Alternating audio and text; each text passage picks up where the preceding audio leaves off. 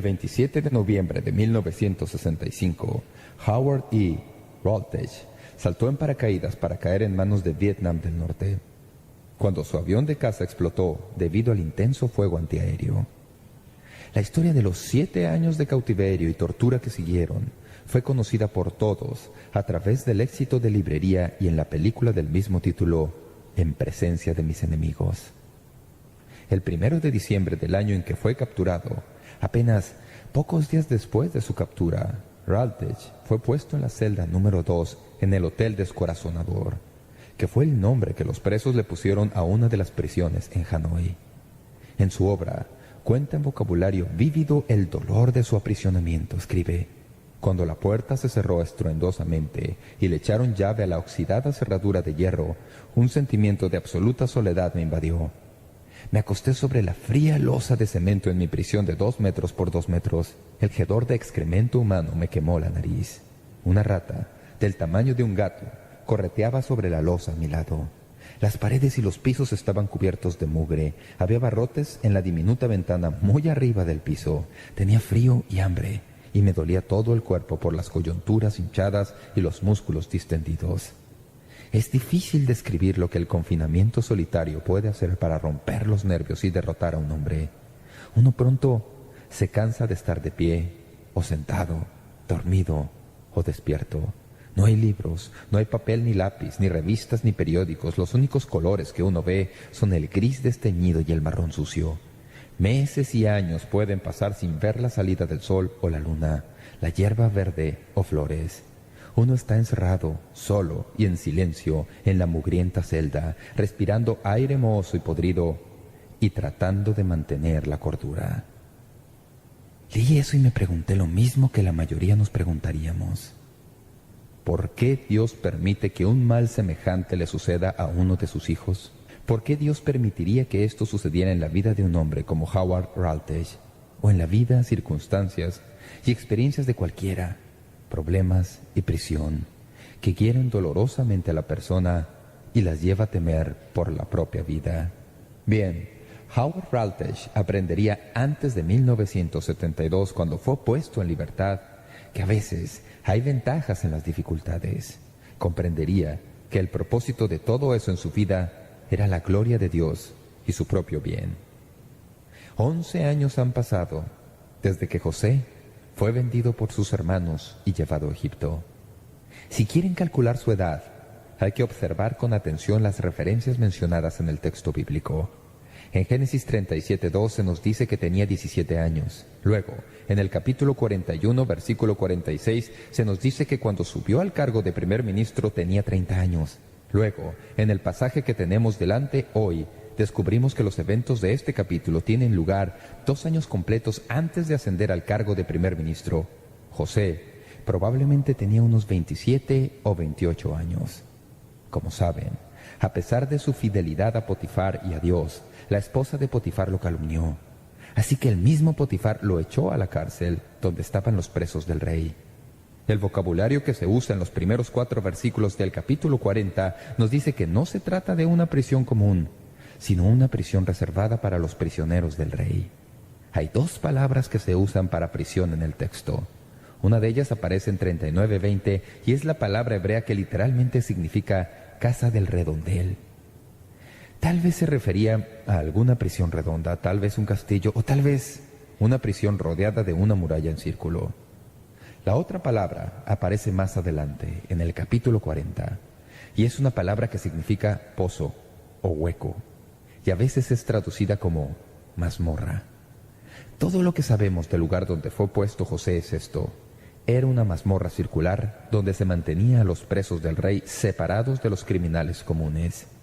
La Biblia dice que poco tiempo después que José fuera encarcelado, otros 2 presos fueron añadidos al grupo. El rey de Egipto se enfadó con su copero y su panadero y les echó a la cárcel. No se nos dice lo que hicieron, pero sí sabemos que el papel del copero era probar toda la comida y el vino que se servía al rey, de modo que si había veneno, el hombre moriría y el rey seguiría con vida. No pienso que el hombre haya hecho campaña para conseguir el puesto. Debe haber sido un encargo asignado. El panadero preparaba toda la comida que se comía en el palacio.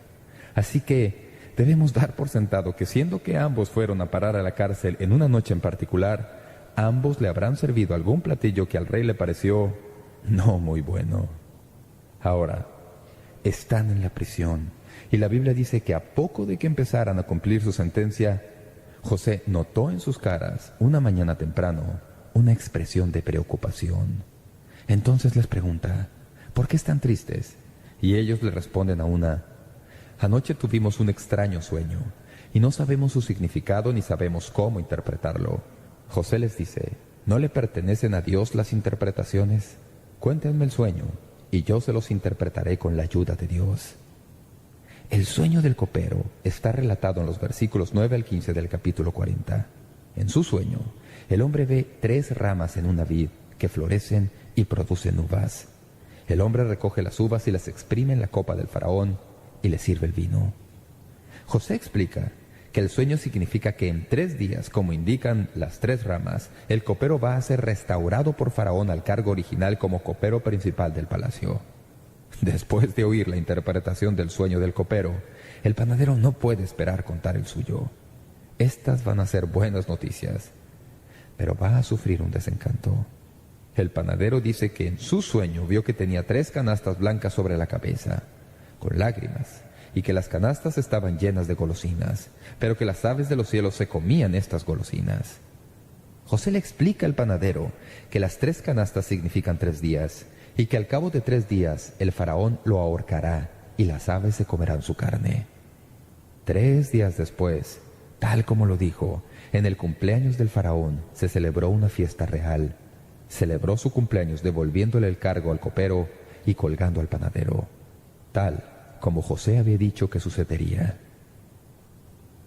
Pero el propósito principal de la historia no es darnos toda esa información histórica. El propósito principal de la historia es hacernos recordar de que poco antes de que el copero volviera al trono para servir al rey, José le había dicho, por favor, acuérdate de mí cuando vuelvas a tu cargo porque estoy injustamente aquí en la prisión. No he hecho nada para merecer estar en la cárcel. La Biblia nos dice lo que ocurrió cuando el copero volvió a su cargo de responsabilidad, según leemos en el versículo 23. Y el jefe de los coperos no se acordó de José, sino que le olvidó. No sabemos por qué el copero se olvidaría de José, pero sí podemos estar seguros de que no fue un lapso de memoria.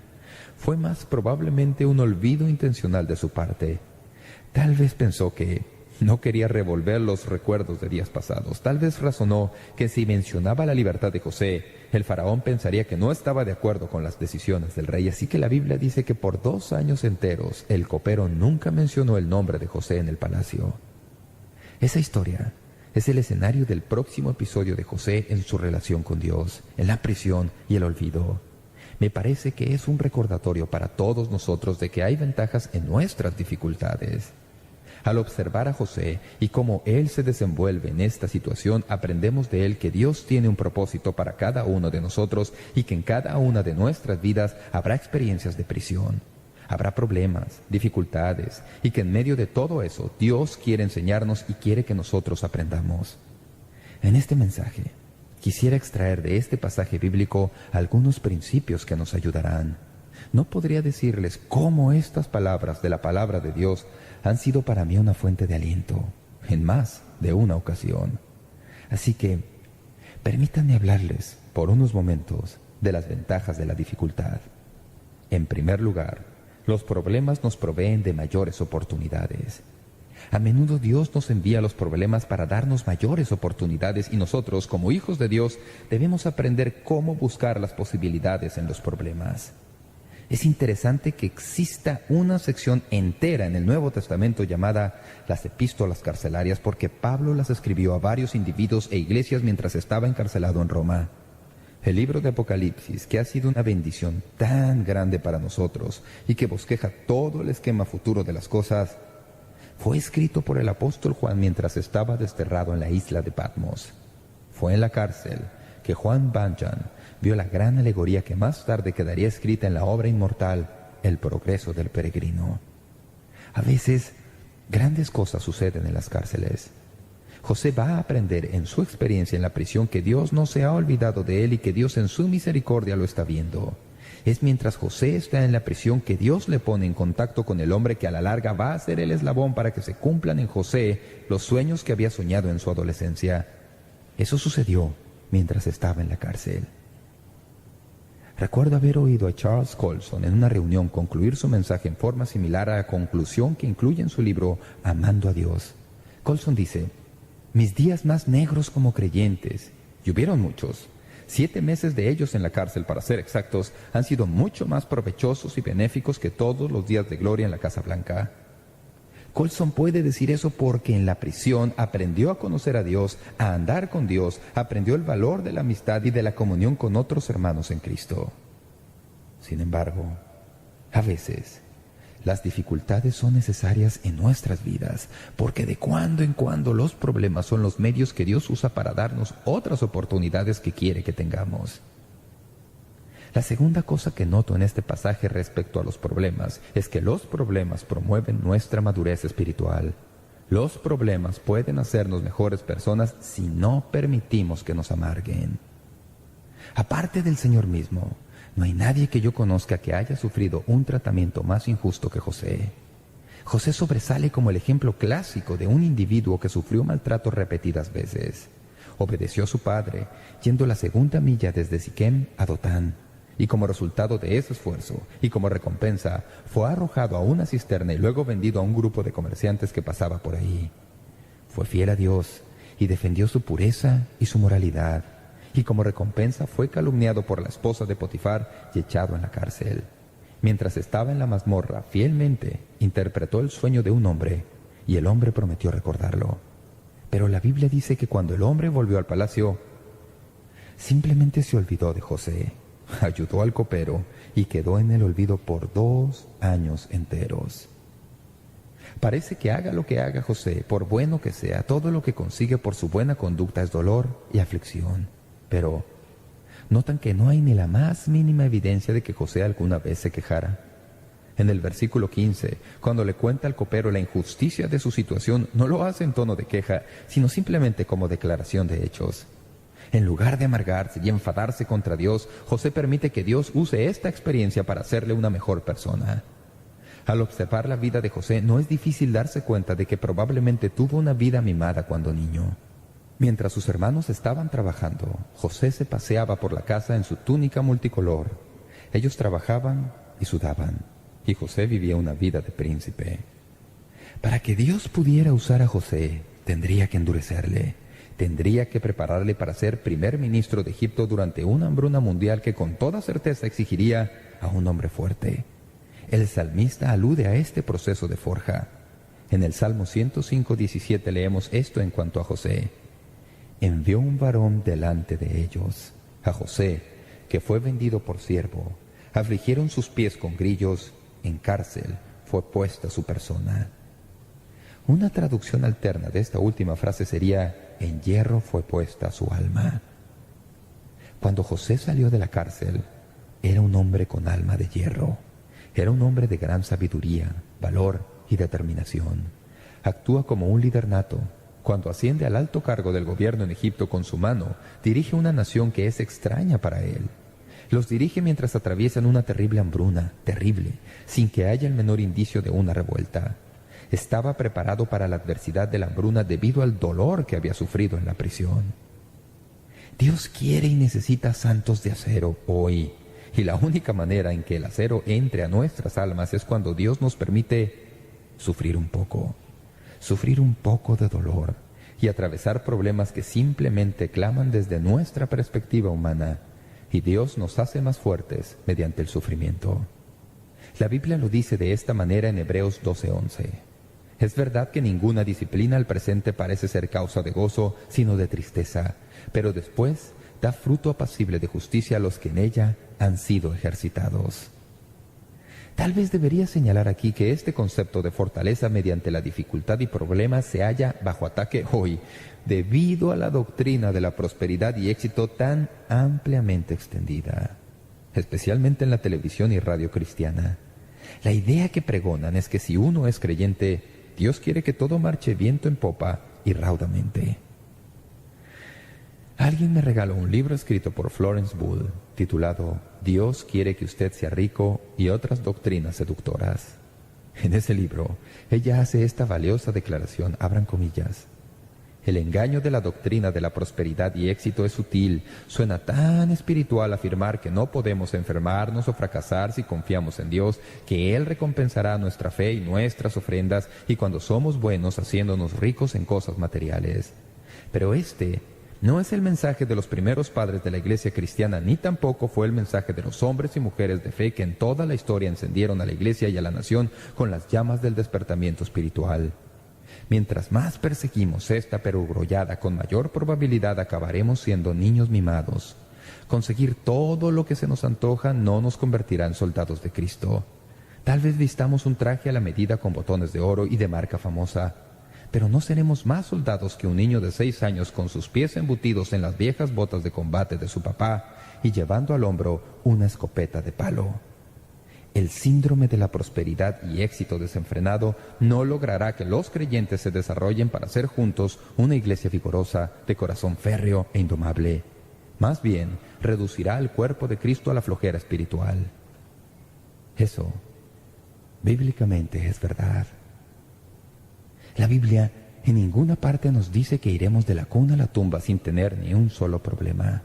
Los problemas son dádivas de Dios para nosotros, a veces para hacernos más fuertes, para poner acero en nuestras almas.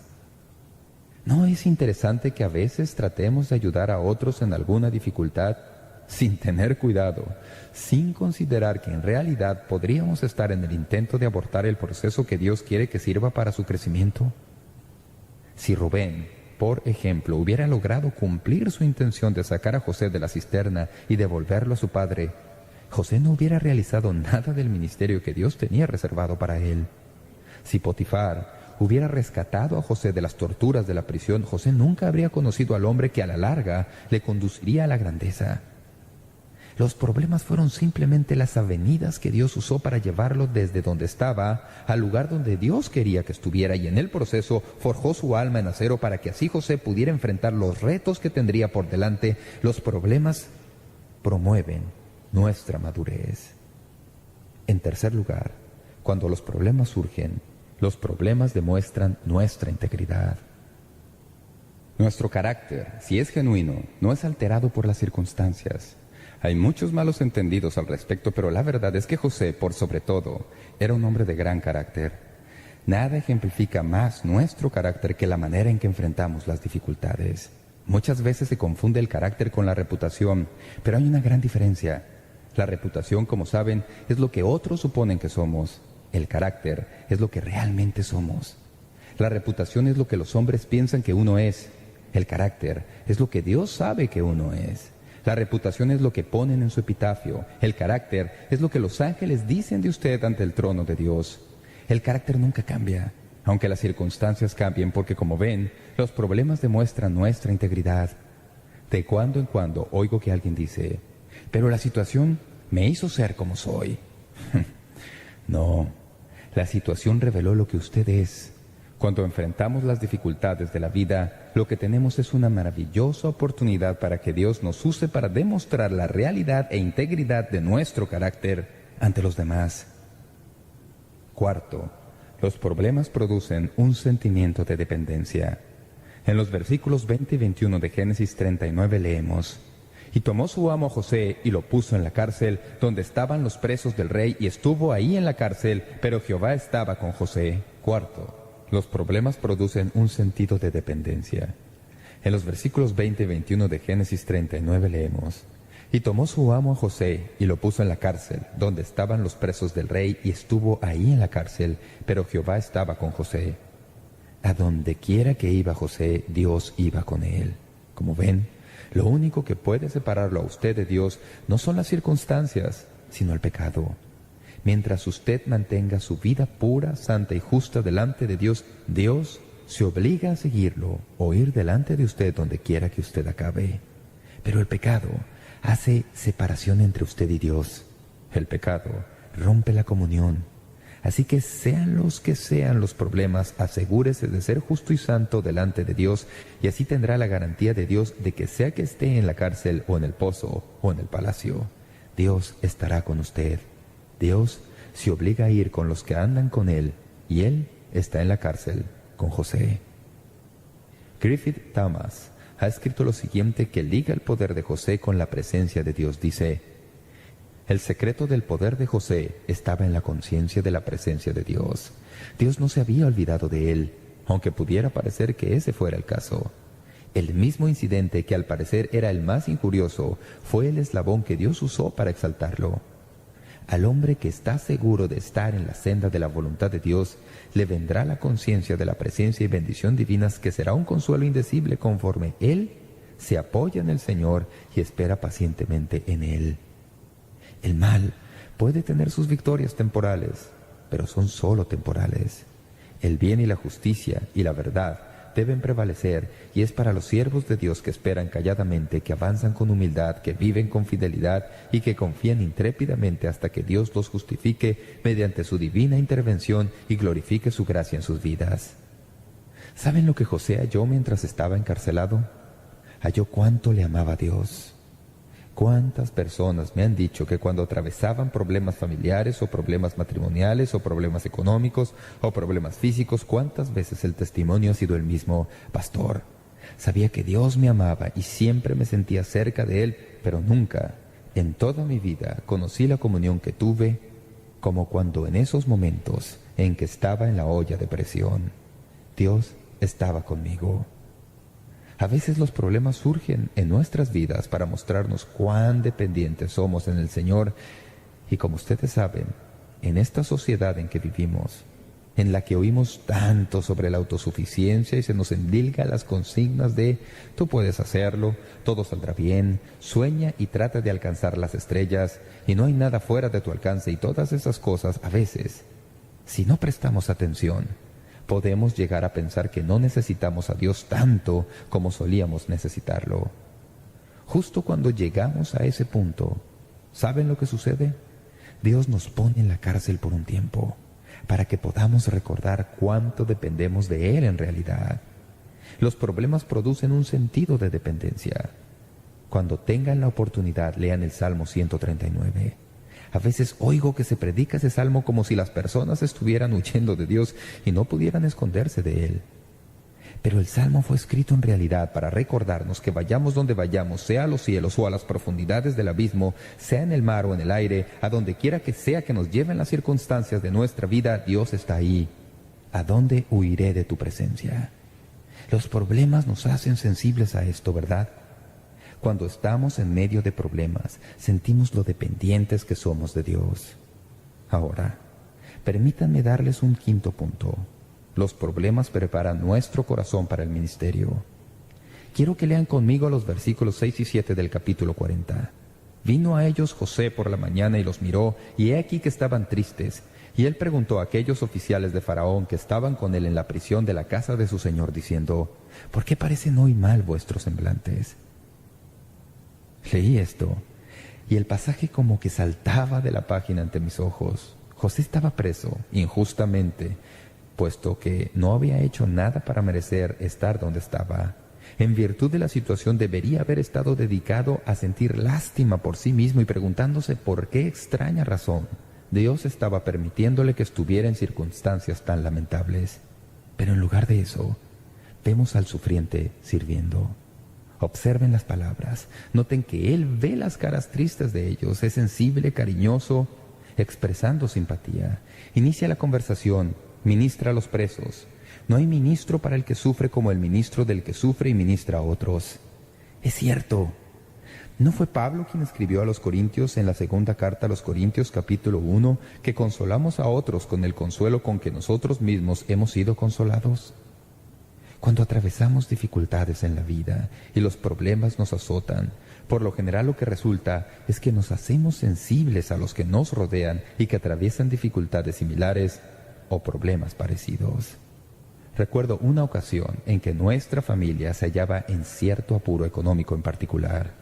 Esa misma semana Al regresar a casa, después de haber estado ausente algunos días, recibí una llamada telefónica de 2 colegas que también atravesaban dificultades económicas en esos días. Nos llamaron para decirnos que estaban orando por nosotros. El sufrimiento hace que uno se extienda para alcanzar a otros. El sufrimiento nos da corazón para el ministerio. ¿Cómo vamos nosotros, como hombres y mujeres de Dios, a alcanzar a un mundo que sufre, que se muere, que clama, que enfrenta todos los problemas de la humanidad, si nunca hemos atravesado nosotros mismos el velo? ¿Cómo vamos a poder poner nuestros brazos sobre los hombros de un hermano que ha atravesado un desencanto o duelo si nunca hemos experimentado nosotros mismos esas aflicciones? A veces es necesario que podamos decirle a alguien: sé cómo te sientes. Poco después de que mi esposa y yo fuimos a Haddon Heights, Nueva Jersey, apenas salidos del seminario, para trabajar duro el verano, por así decirlo, el pastor principal estaba ausente y yo estaba a cargo. Pensé que era fabuloso hasta que me enteré de lo que incluía el trabajo.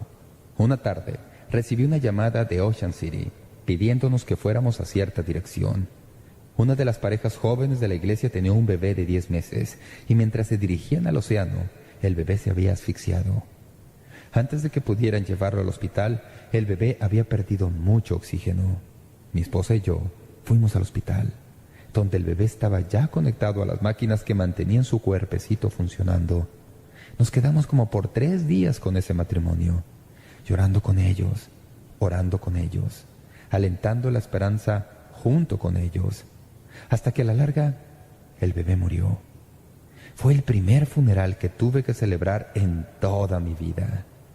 Pero 4 meses antes de eso, después de que nosotros habíamos orado por años y habíamos llorado ante Dios pidiéndole un hijo, y 4 o 5 años habían pasado y nosotros no lo teníamos, un buen día mi esposa me contó las buenas noticias de que estaba encinta, y nosotros estuvimos muy entusiasmados. Recuerdo que un día, al regresar de alguna conferencia, en nuestro apartamento en el 2º piso, ella golpeó en el cristal de la ventana cuando yo me dirigí a la oficina de la iglesia. Me hizo señas de que volviera. Subí, y cuando entré la hallé echada en un mar de lágrimas. Me dijo: «Cariño, vamos a perder al bebé». Fueron apenas unas cuantas horas, pero así fue. Sé que no es lo mismo que perder a un hijo que ya se ha conocido, pero dolía. Fue lo peor que jamás habíamos conocido como pareja. Recuerdo que simplemente nos abrazamos, acostados en la cama, y lloramos, lloramos y lloramos. Pude hablar con ese matrimonio de Ocean City porque sabía algo de lo que ellos sentían. No podía recorrer todo el camino para explicarlo todo, pero cuando ellos lloraban y hablaban de su pérdida, lo sabía. A veces tenemos problemas porque Dios quiere alistarnos a fin de que estemos en condiciones de ayudar a otro. Eso fue lo que le sucedió a José. José, de su experiencia en la cárcel, llegó a ser el siervo del mundo entero, trabajando día tras día administrando el grano al pueblo hambriento. ¿Dónde lo aprendió? Dios quebrantó su corazón en la cárcel y le hizo aprender a ser siervo. Así que, como ven, los problemas tienen sus ventajas, nos proveen mayores oportunidades si buscamos las posibilidades en los problemas. Promueven nuestra madurez espiritual si le permitimos que nos hagan mejores personas en lugar de gente amargada. Demuestran nuestra integridad porque el carácter no es un factor de las circunstancias. Producen un sentido de dependencia conforme aprendemos que nosotros estamos conectados a la presencia del Señor. Finalmente, prepara nuestro corazón para el ministerio y así, en nuestro sufrimiento, servimos. Fue así para Howard Raltech mientras estaba en la prisión. Dios le hizo atravesar experiencias que le dieron lecciones que nunca habría aprendido de otra manera. En la prisión aprendió el poder de la oración. Raltech escribe: «Las palabras no brotan fácilmente cuando oro, pero incluso nosotros, los aficionados, descubrimos en la prisión qué fuerza increíblemente poderosa puede ser la oración en nuestras vidas. Aprendí que podía hablar con Dios en cualquier lugar, colgado de un paracaídas o sujeto a los grillos en un pozo ciego. Aprendí en la prisión que Dios puede oírme sea que esté en el culto con una multitud de hombres o solo en confinamiento solitario. ¿Por qué Dios puso a Howard Routledge en la prisión? Necesitaba enseñarle a orar. Fue en la prisión que Routledge aprendió la importancia de la iglesia. Escuchen lo que escribe. Dice que cuando fue derribado en Vietnam había dejado de asistir a la iglesia y no tenía ningún interés en la fe cristiana. Volvería a la libertad consciente de Dios y con ansia de permanecer en comunión con Él. Dice, le prometí a Dios que el primer domingo que estuviera de nuevo en libertad llevaría a toda mi familia a la iglesia, que al concluir el culto pasaría al frente, confesaría mi fe en Cristo y que asumiría mi responsabilidad como miembro de esa congregación con mi familia. En la prisión había aprendido lo que significa estar aislado, luchando por desarrollar mi fe en solitario. Había resuelto nunca más estar fuera de la comunidad de los creyentes. Dios puso a Howard Routledge en la prisión para enseñarle cómo orar y enseñarle la importancia de la iglesia local. Y Dios puso a Howard Routledge con la prisión para enseñarle sobre la Biblia. Escuchen lo que escribe. Para la primera noche de Año Viejo en el Hotel Descorazonador, había resuelto nunca más estar sin la Biblia. Los versículos de la palabra de Dios que había aprendido de memoria o que había recogido de lo que sabían otros prisioneros habían sido una fuente viva de fuerza en mi vida. Decidí empezar a aplicar la palabra de Dios en nuestra vida familiar, incluso en las cosas más pequeñas. Uno nunca sabe lo que está perdiendo, sino cuando está totalmente privado de eso. Fue en la prisión que Dios le enseñó a Howard Routledge la importancia de la familia. En su libro escribe lo siguiente: un recuerdo que me acosaba en forma especial era un viaje a El Paso que había hecho con Phyllis y los hijos. Me sentía culpable por haberles prestado tan poca atención y así, para compensarlo, les ofrecí dinero para que compraran cualquier mercadería mexicana que quisieran. Le mostré a mi hijo Juan los hermosos productos de cuero, los elaborados juegos de ajedrez de piedra y las coloridas camisetas y sandalias tan atractivas. Él escogió más bien un boceto maltrecho de Jesús en un marco de madera tosca. Le había ofrecido lo que quisiera, y cuando él escogió un cuadro feo, sin ocultarlo, mostré mi desencanto. En la prisión, cada vez que pensaba y recordaba mi reacción insensata e insensible, sentía un nudo en el estómago. Allí estaba mi hijo pequeño, mostrando ya interés en algo más que béisbol y tareas de rutina. Estaba dándome señales claras y fuertes, y yo no le hice caso. ¿Cuántas señales debo haber pasado por alto de Phyllis, Sondra, Peggy, Bárbara, así como de Juan? Yo estaba realmente ocupado en otras cosas, como para ser realmente papá. Cómo lamentaba las fiestas y los cócteles a altas horas de la noche que parecían tan estratégicas en mi vida. En Vietnam decidí que si alguna vez era puesto en libertad, escucharía, trataría de entender y trataría de mostrar liderazgo espiritual en mi casa y con mi familia. ¿Por qué Dios permite que la gente caiga en la prisión?